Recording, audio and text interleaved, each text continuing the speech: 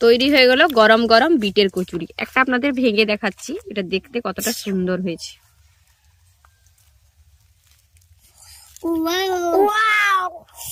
দেখুন উপরে ময়দার লেয়ারটা কতটা পাতলা, আর ভেতরটা দেখুন পুরো ফুরে ঠাসা আছে, পুর দিয়ে পুরো ঠাসা আছে কচুরিটা। নমস্কার বন্ধুরা, সানার কিচেনে আপনাদের সবাইকে স্বাগত। আজ আবার চলে এসেছি আপনাদের সঙ্গে একটু দুর্দান্ত রেসিপি শেয়ার করতে। আজকে খুবই একটা দারুণ রেসিপি বানাবো। মানে আমার বাড়ির সদস্য যেমন আমার কর্তামশাই, ওনার মতো মানুষ যদি থাকে যে সবজি থেকে একটু অ্যালার্জি ভাব, মানে খাওয়ার জন্য আর কি। অ্যালার্জি মানে সত্যিকারের অ্যালার্জি বেরায় না, কিন্তু খাওয়া থেকে একটু অ্যালার্জি। সবজি কি খাবে বলতো, সবসময় আমিষ জাতীয় খাবার খাবে, মাছ মাংস ডিম। প্রত্যেকদিন যদি 3, 4, 8, 10টা ডিমও দেওয়া হয় কোনো সমস্যা নেই, এরকম ব্যাপার যদি থাকে তাদেরকে একটু আলাদা পদ্ধতিতে সবজি খাওয়াতে হয়। এরকম আজকে তৈরি করব বিট গাজরের পুর দিয়ে কচুরি। এই বিট গাজরের পুর দিয়ে কচুরিটা খেতে কিন্তু দারুণ লাগে, আর বানানো খুবই সহজ। প্রথমে একটা প্রেসার কুকারের মধ্যে আমি গাজর, বিট আর ছোলার ডালকে সেদ্ধ করে নেব।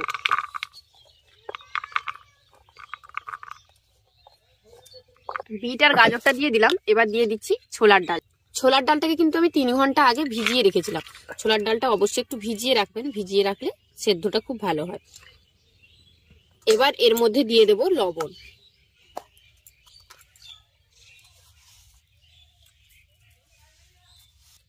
এবার এর মধ্যে দিয়ে দিচ্ছি জল। অতিরিক্ত জল দেওয়ার কোনো দরকার নেই, অল্প পরিমাণে জল দিয়ে এটাকে সেদ্ধ করে নিতে হবে।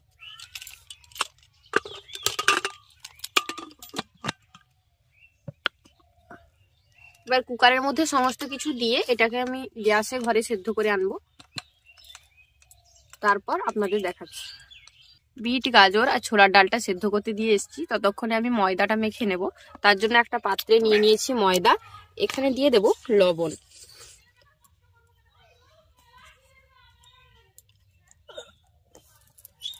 আর দিচ্ছি সাদা তেল।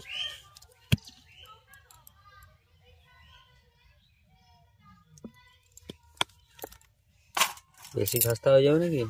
না, আজকে তো কোনো সুজির ব্যবহার নেই কচুরিতে, তাই ময়ামটা তো একটু দিতে হবে, তাই না? অতিরিক্তও দেওয়া যাবে না, তাহলে আবার তেল টানবে। ভালো করে তেল আর লবণটাকে মেখে নিয়েছি। এবার অল্প জল দিয়ে এটা ডোটা তৈরি করে নেব। ডোটা কিন্তু অতিরিক্ত নরম করা যাবে না, আবার অতিরিক্ত শক্তও করা যাবে না। ডোটা ভালো করে মথে নিয়েছি। এবার ওপরে একটু তেল মাখিয়ে নিয়ে এটাকে ঢাকা দিয়ে 15 মিনিট রেস্টে রেখে দেব।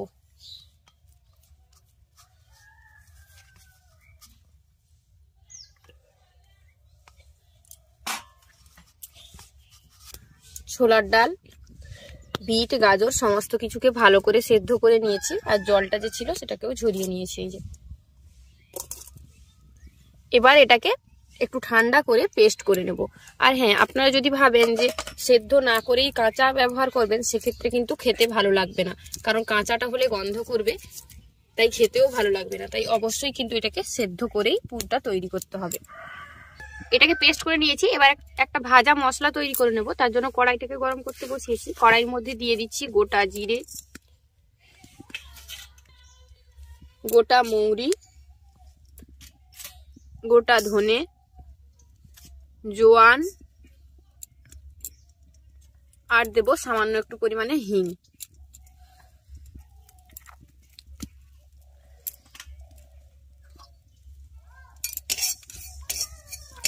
এবার শুকনো কড়াই এটাকে হালকা করে একটু আগে ভেজে নেব, তারপর এটাকে গুঁড়ো করে নেব।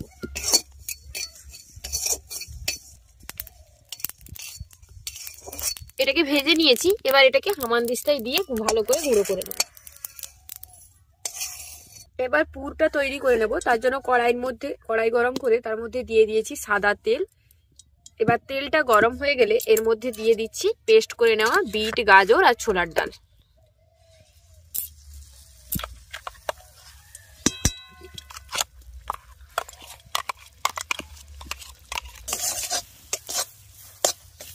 এবার পুরটাকে নেড়ে ভালো করে এটাকে জলটাকে একদম শুকিয়ে নিয়ে শুকনো শুকনো করে নেব। আর এই সময় এর মধ্যে আমি দিয়ে দিচ্ছি একটু চিনি।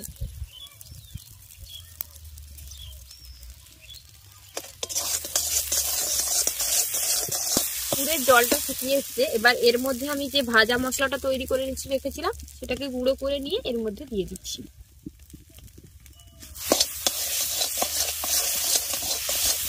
দীর্ঘ অপেক্ষার পর কি হলো, শক্ত হলো নাকি? পুরখান আমাদের জল শুকিয়া শক্ত হইয়াছে। এবার বলবে, এরকম বলবে। কতক্ষণ লাগবে বলো? এতক্ষণ যদি ভিডিও করতাম তাহলে অনেক বড় ভিডিও হয়ে যেত। তাই এবার এটাকে একটা পাত্রে নামিয়ে নেব, দিয়ে পুরো ঠান্ডা করে নেব। পুরটা পুরোপুরি কিন্তু ঠান্ডা করেই কচুরির জন্য ব্যবহার করতে হবে, না হলে কিন্তু কচুরি ভালো তৈরি হবে না।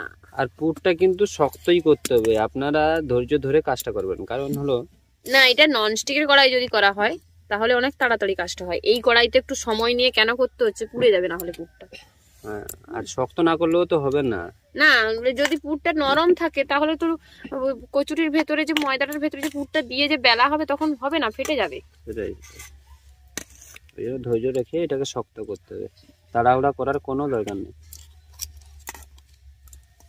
পুরটা ঠান্ডা হয়ে গেছে। এদিকে লেচিগুলো তৈরি করে নিয়েছি আমি ডো থেকে। এবার লেচিগুলোকে প্রথমে একটু এইভাবে হাতের সাহায্যে একটু ছড়িয়ে নেব। সবসময় কিন্তু সাইডগুলো পাতলা করবেন, মাঝখানটা লেচির কখনোই পাতলা করবেন না বেশি, তাহলে কিন্তু পুরটা বেরিয়ে যাবে। মাঝখানটা হালকা একটু মোটা থাকবে আর সাইডগুলোকে এইভাবে টেনে টেনে পাতলা করতে হবে। আপনারা চাইলে আগে একটু বেলে নিতেও পারেন ছোট্ট করে। বেলে নিলে অনেক ভালো হতো নাকি? যার যেটা সুবিধা সে সেটা করবে, তাই না? এবার অল্প পরিমাণে ওই পুরটা নিয়ে আমি এর মধ্যে দিয়ে দেব।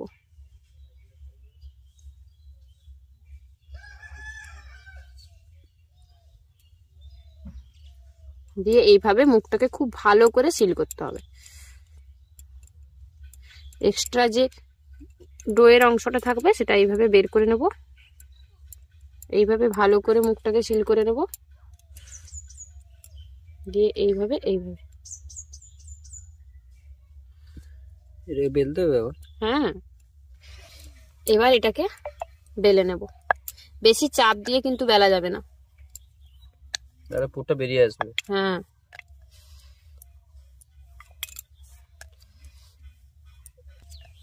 কালকে একজন কমেন্ট করেছিলেন, জানো সামনে কি কমেন্ট করেছিলেন? একটু রান্না করার সময় হাঁটতেও তো পারতে। কে বলেছিলেন? চৈতি বিশ্বাস। আমার কোনো একজন ম্যাম বলেছেন রান্না করার সময় একটু হাসতে। হ্যাঁ, ও আমি হাসি না বলে? হ্যাঁ, তোমার মনের কথা খুব, তোমার মনের কথাটা বলে দিলেন উনি, দেখেছো? তুমি এরকম বলো আমাকে, তুমি হাসছো না, একটু রাগি রাগি মুড সবসময় না। সেটাই। একটা কচুরি আমার বেলা হয়ে গেল, একইভাবে বাকিগুলোকেও তৈরি করবে। এটাকে কি আগে বেলে নিচ্ছ? হ্যাঁ, এটাকে আগে বেলে দেখাচ্ছি। তুমি বললে না আগে একটু বেলে নাও না। তোমার মনের কথাটা মানে তোমার ইচ্ছেটাও তো আমি রাখি, বলো। তুমি যেটা বলো আমি তো সেটা করি, তাই না? তাই তো, একদম একদম। যেমন এই যে কচুরিটা তুমি বলেছিলে আমাকে তো অনেক রকম প্রসেস করে সবজি খাইয়ে দাও তুমি, তাহলে এটাও তো করতে পারো। আমি যখন বললাম যে এটা করব তখন তুমি বললে হ্যাঁ এরকম করে খাইয়ে দিলেও কোনো সমস্যা নেই, কখন আর খাওয়াও না। আমাকে তো ঠিক লুকিয়ে চুরিয়ে তুমি সবজি খাইয়ে দিচ্ছ। তুমি খেয়ে দেখবে, তুমি সবজি না খেলে কি হলো, এরকম খেতে ভালো লাগবে। ভালো লাগবে, ভালো। হ্যাঁ, কষ্টের সহিত বলছো আমি বুঝতে পেরেছি, ঠিক আছে। কতটা কষ্ট নিয়ে বলছো সেটা আমি একমাত্র বুঝতে পারছি, অন্য কেউ বুঝতে পারছেন না।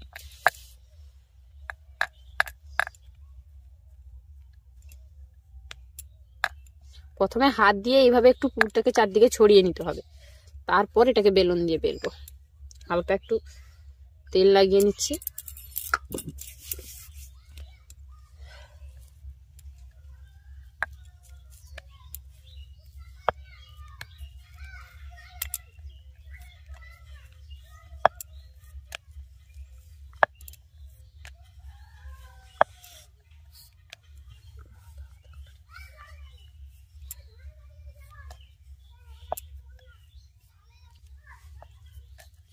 একইভাবে সমস্ত কচুরিগুলোকে বেলে নেব।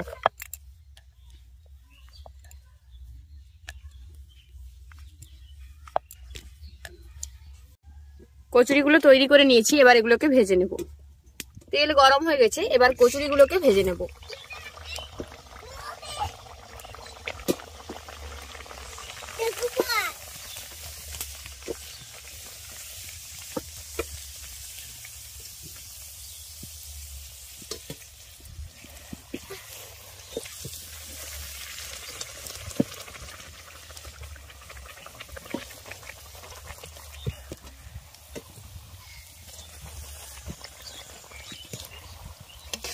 দেখেছো, একটা কচুরি আমাদের ভাজা হয়ে গেল।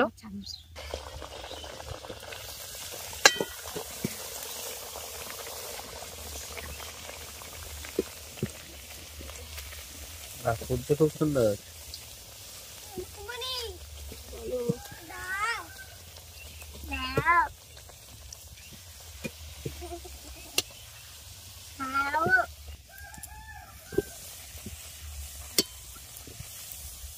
আগুন যদি মেচড়েও রে, প্রত্যেকটা কচুরি কিন্তু বলের মতো খুব ছোট। কেমন টেস্ট, আসল কথাটা বলো না, কখন যে খাবো, খেতে যে কেমন টেস্ট।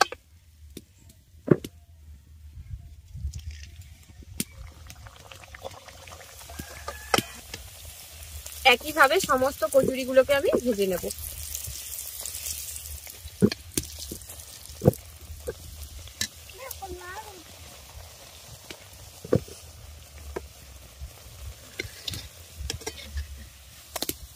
তৈরি হয়ে গেল গরম গরম বিটের কচুরি। একটা আপনাদের ভেঙে দেখাচ্ছি, এটা দেখতে কতটা সুন্দর হয়েছে।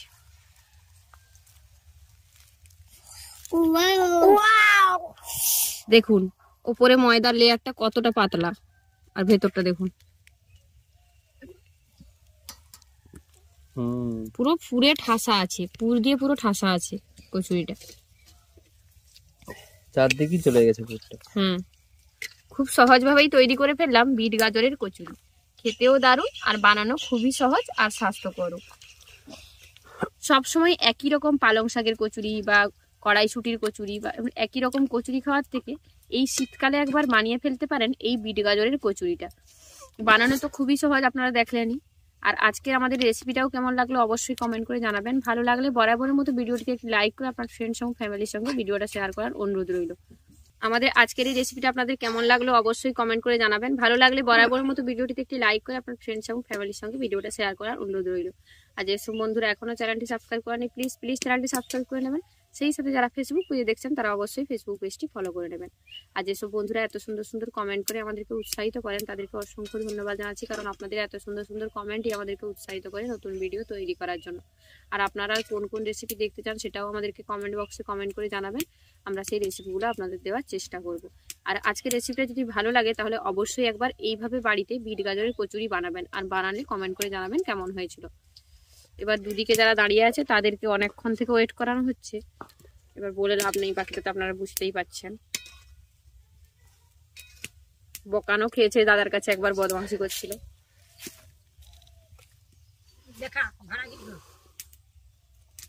কার্তিক কিরকম লাগছে রে?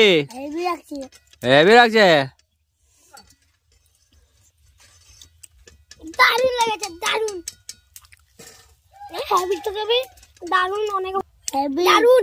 এরকম বৌমনি পাওয়ার জন্য ভাগ্যের ব্যাপার, ভাগ্যের। হ্যাঁ না কার্তিক?